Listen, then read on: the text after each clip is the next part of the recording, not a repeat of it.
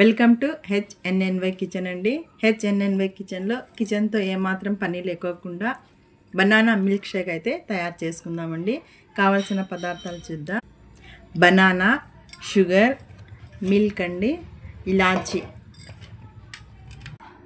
ఇప్పుడైతే ఈ తొక్క తీసేసి చిన్న చిన్న పీసెస్ లాగా కట్ చేసి ఇలా చిన్న చిన్న పీసెస్ లాగా కట్ చేసి వేసుకోవాలండి.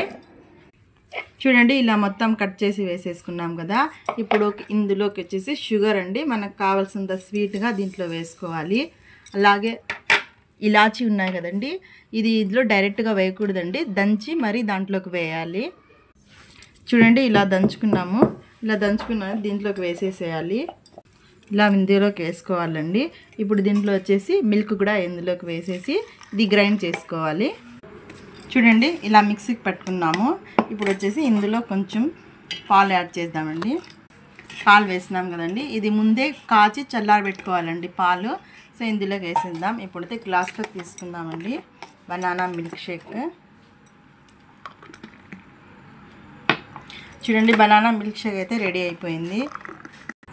చూడండి, ఎంతో అండ్ సింపుల్గా ఉండే బనానా మిల్క్ షేక్ అయితే రెడీ అయిపోయింది. ఎవరైనా బంధువులు వచ్చినప్పుడు కానీ ఎప్పుడైనా మనం జ్యూస్ తాగాలన్నప్పుడు కానీ ఇలా చేసుకొని మనం తాగితే బాగుంటుందండి. బంధువులు వచ్చినప్పుడు ఈజీగా ఉంటుందండి ఇది చేసుకొని తాగితే.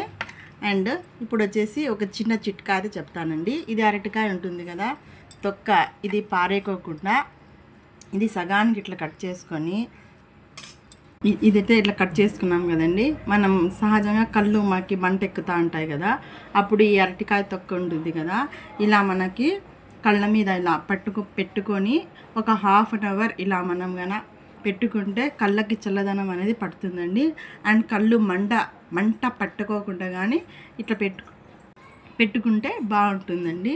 అని చల్లదనం, మిషన్ కుట్టే వాళ్ళు కానీ ఎవరైనా కంప్యూటర్స్ వర్క్ కానీ ఇలా వర్క్ చేసే వాళ్ళకి చాలా కళ్ళు మంటెక్కుతూ ఉంటాయండి.